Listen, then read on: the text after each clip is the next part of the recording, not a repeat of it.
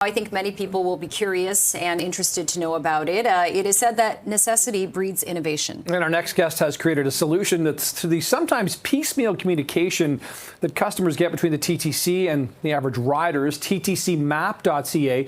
It's a new website by aerospace engineering and PhD student Andrew Ilersich. And Andrew joins us live now to talk more about sort of the impetus behind this TTCmap.ca. Andrew, this is a genius idea. I'm surprised the TTC didn't sort of come up with it first, but what was the incentive or the sort of inspiration for you to come up with this map?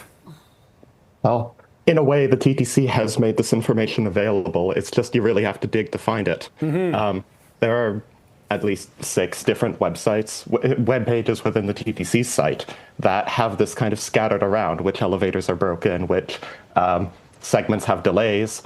And you would have to spend, I don't know, 10, 20 minutes as a rider to go through it all and find it yourself. The goal here was just really make it easier for the average rider in the morning, put it all in one place.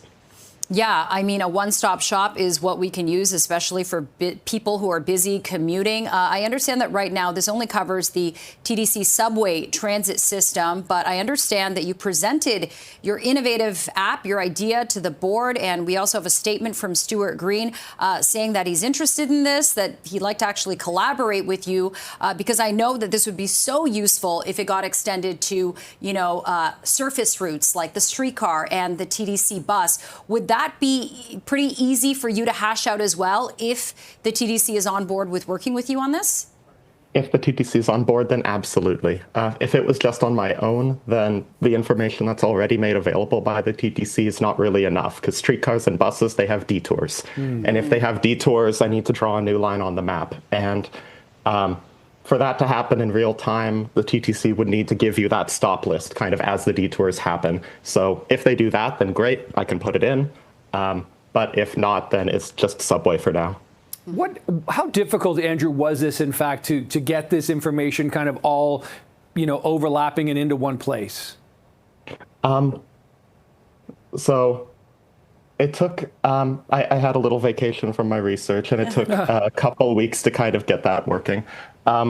I won't say it was easy because, like I said, you have to dig. And then once you do find it, putting together kind of an automated way of taking those announcements and putting them on a map, that was also a bit of work. But my background's in programming and engineering. I've worked on similar projects before. What was really hard was making it look nice and be usable. Because I do research code. No one runs research code except the people who wrote it. They're not easy to use. And this is the opposite end of that spectrum.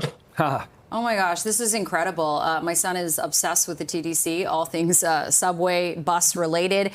So right now, what is kind of you said it's automated. So basically, is it just plug and play? Like you don't need to go in every day and work on updating it? Automatically amalgamates all the information that we're getting from the existing web pages, these 6 or so pages that you say users would have to go to find out if there are delays on the subway?